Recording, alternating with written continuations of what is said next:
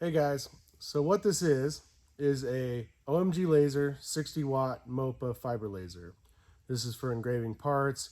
It can mark on metal, it can do some different colors on metal, it can actually deep engrave into metal, like taking away the substrate. Um, so this is going to be a new thing to me. I don't really know that much about these, but we're going to get into it. The guys that guessed are a guy that goes by the handle An American Engineer.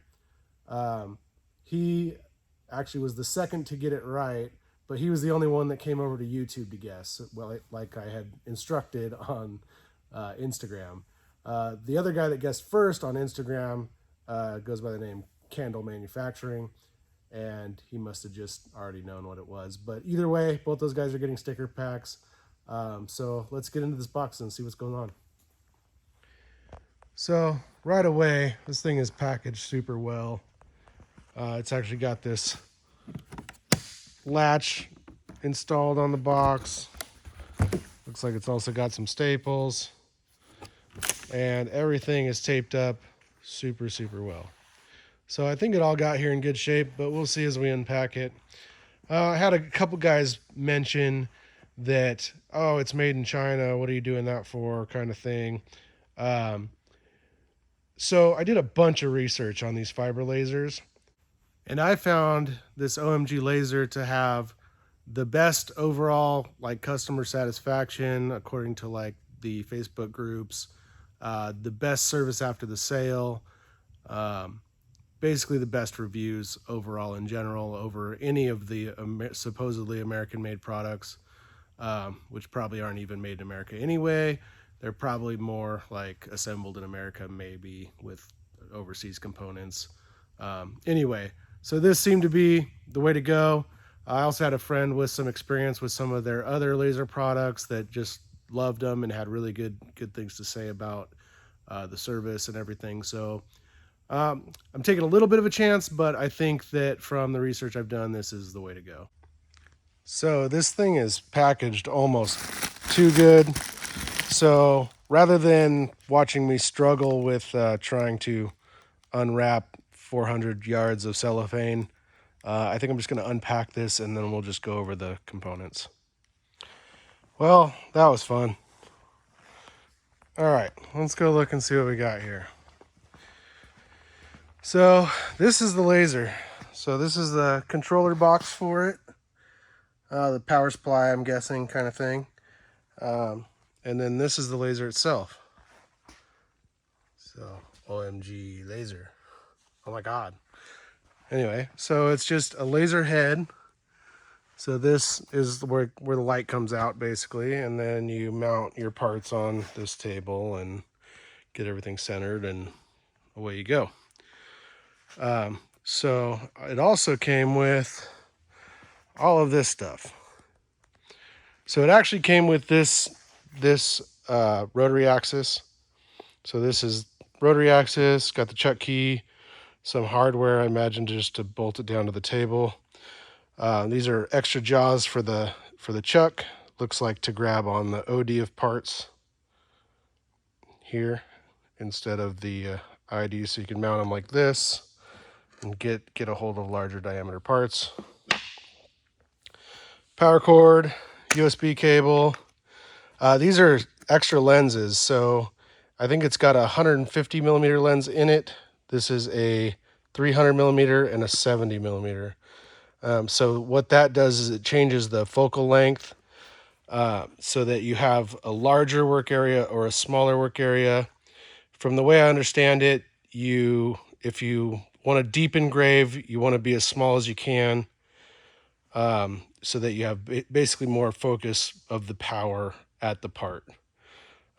Larger work area, you kind of don't have a choice unless you want to move around the laser itself, but obviously meshing your design work together while moving the laser over to cover that area would present a challenge. Came with a pretty nice Allen key set, safety goggles, foot switch, not sure how that works yet, their business card, and a pack of, it looks like anodized business cards to practice on, kind of thing. USB. This looks like an extra lens cover. Some fuses.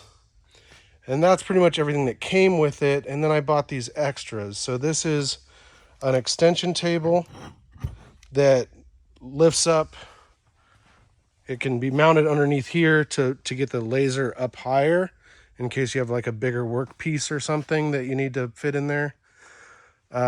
Or maybe because you're using some of these rotaries, or this is a rotary table that sets the work up higher. So maybe you need to get up above that a little more. So this is a rotary table. This bolts on to this, and it can rotate with this stepper motor. So what that does is gives you the ability to kind of do multiple work pieces in a single setup, because you can rotate the table and then, you know, do your laser work, rotate, do your laser work. So you could have like business cards sit around there, or different parts fixtured on this little rotary table. And then, and you could basically work more efficiently there. This is an XY table that I bought also. So it's just adjustable in the X and Y axis, so that it's easier to center your work where the center of the laser is. So that's about it for components. Oh yeah, and this little squishmallow guy, which I'll probably give to my daughter because, yeah. Anyway, so that's what it came with. I don't remember the exact price. It's been a minute, but these extras were cheap. They were like ridiculously cheap. It was like $40 and $60 or something like that, and the quality seems great. So I'll look and double check what the prices were, but basically this whole package was less than $6,000. Oh, and it came with this metric scale. But basically, yeah, that whole package was less than $6,000. The closest competitor would have been about 15 for a US made product. So pretty good deal.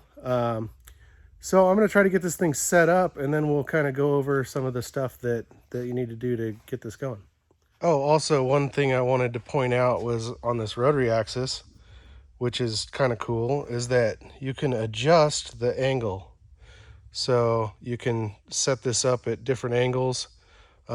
Possibly you could use this table as well to get it even higher, so you could have like something going down or avoid the stepper motor hitting the ground.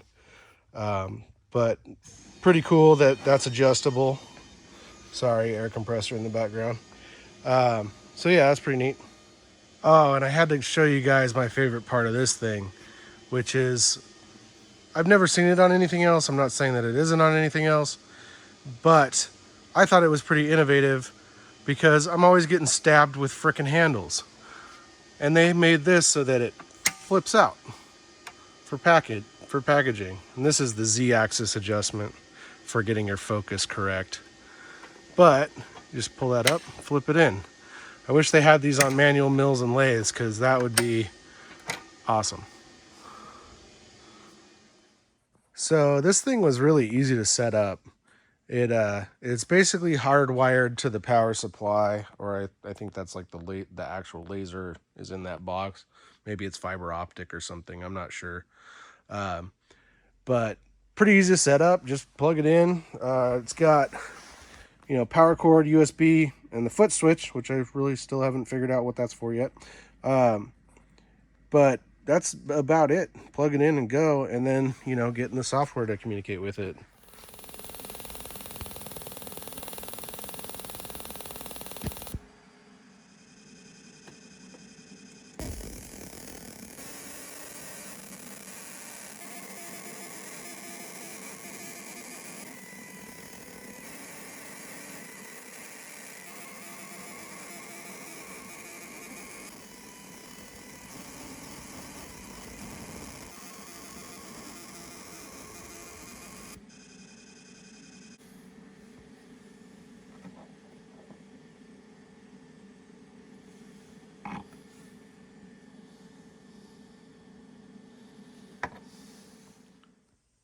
All right, guys, so it's actually the next day. I spent quite a few hours yesterday afternoon playing around with this thing, getting it set up, getting it dialed in for dimensional correctness, figuring out how to focus it, a bunch of stuff like that. But I think I've got it pretty dialed now. I did this. This is 304 stainless. So I did a bunch of test engraves to see what kind of colors I could get, and you know, how rough it is and how not rough it is. So this is power. So from 10 to 90% power. And then this is done at a bunch of different frequencies. And then I did the colors I liked. I tried doing them with multi-pass where it cross hatches it both directions and then does multiple passes that way. So it basically colors it darker. And I came out with this color that I really liked because it's like a very dark slate gray, almost black. And then I did some test stuff here. So I tested it on this old rod I had. And then I've got these rods that I was almost thinking about offering as a product, because they're pretty sweet. But yeah, I did the engraving on there. I don't know if you can really focus on that. But yeah, it looks nice. So I'm pretty happy with that so far. So sorry, I just got you set up to look at my computer here. I don't know how to screen share it to my phone. So anyway, first problem I ran into was it didn't actually come with the software that they said it was supposed to come with. So that should have been on the USB that came with it. It should have had the EasyCAD 2 or something like that on it. But I had planned on using this program anyway. It's called Lightburn. It does cost $150 for a license, but it's supposed to be way better software in every single way. And it seems to be pretty intuitive so far. You've got like all your layer colors, and then those, whatever your colors are here, will populate in this like feature tree that basically gives you access to the output of the laser, so you can do different frequencies, different powers, different, you know, patterns, outlines, whatever you want to do per layer, so you can get pretty detailed with that.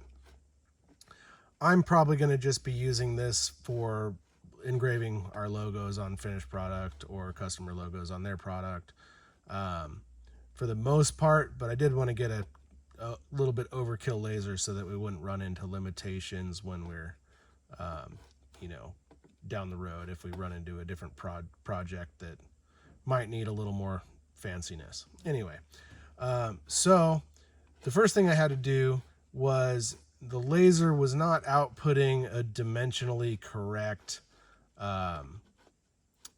you know, engraving per how it was drawn. So there's a scaling factor I had to adjust. And then what else? Let's see. So up here under edit, settings, should be device settings, edit device settings. Right here is the scaling factor, and these are the numbers I came up with.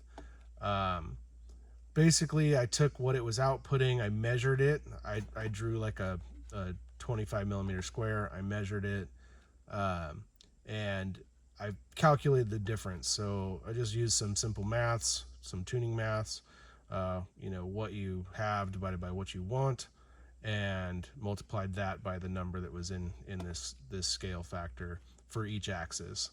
So it's got basically your, this is the x-axis, this is the y-axis on this laser, or at least the way I like it set up. So I ended up, you know, scaling those. These were numbers that were kind of given on photos on the USB. I haven't tested them, but everything seems to be square and not trapezoid and not tapered, so I feel like they're pretty close to right. So that was the main thing there. Full disclosure, this isn't my first laser. So I had a CO2 laser before that we used to engrave with, but it would only mark on anodized metal. So I wanted something that could mark on raw metal, which we have now, which is pretty cool. And So I've done a lot of these like setting changes and scaling factors and stuff like that before. So it's not new to me. So it was fairly intuitive for me.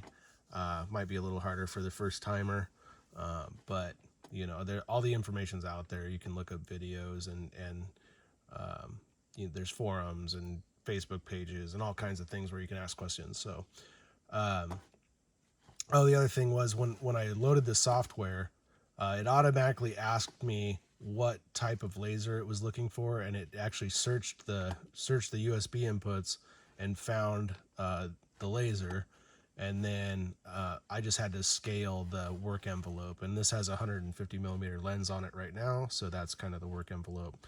It's probably more of a round work envelope, but 150 by 150 is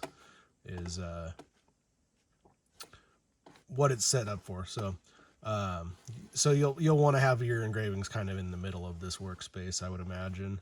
I haven't tested to see if it would actually do stuff out on the corners, you know, accurately, but that's something we could figure out later. I'm not sure I'll ever need to, because I'll just change lenses to a bigger, smaller one. But like I said earlier, the lenses, this is kind of the middle one. The bigger one's going to give you a 300 millimeter work envelope, but it's going to kind of lower the power because the focus isn't as direct. So it, in theory, I would guess it would kind of cut the power in half from 150, and then if you go down to the 70, it's going to double the power from 150. So you could do deeper engraving easier with less power or less time. So that's kind of that. As far as focusing the laser goes, they have a diagram, well, not a diagram, but numbers to measure on here for the focus. And that is measured to this line, this split line in this case, from your work, not necessarily the table. If your work has thickness, you have to measure it from your work. So basically the laser is kind of a cone where it has no power, and then it's focused down to a central point. And that's where the power is most concentrated. So you have to get that distance, your focal length, correct. So I double checked their numbers, and I can actually show you guys how I did that. So what we're going to do here is we're just going to draw a quick little box. We'll make it 5 by 5. So 5 millimeters by 5 millimeters. And then this will end up populating in this feature tree over here under the number 1 color. And then you can go in here and adjust the parameters. So we're going to fill it, which it's already set to fill. Let's do like 50% power and 20 hertz frequency, which should work just fine. We'll do crosshatch, and number of passes will be 1. That'll be fine because we'll hit the continuous later on here. So when we go to frame this, let me turn the laser on. Hang on a sec.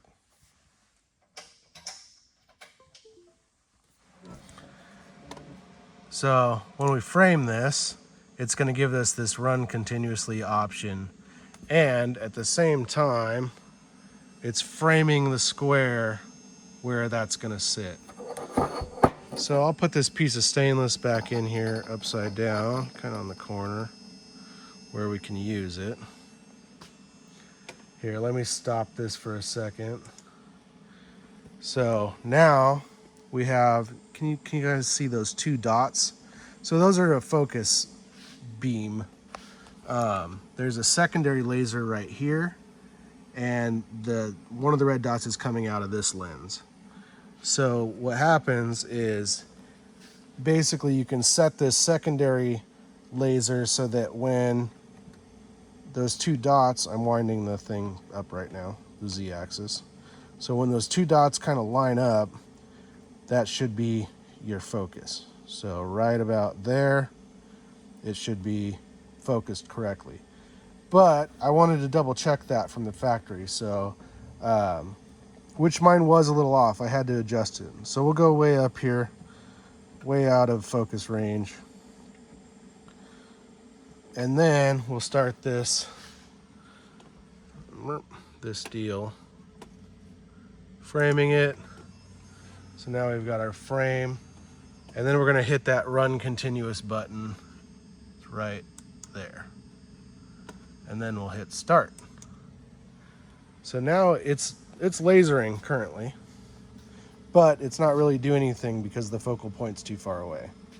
So what you do is you can wind this down until it starts cutting, and you're looking for when it is basically the most powerful. So right now it's starting. So now I've passed it, come back up, and you can tell pretty good when right about there is most powerful. So if I stop that,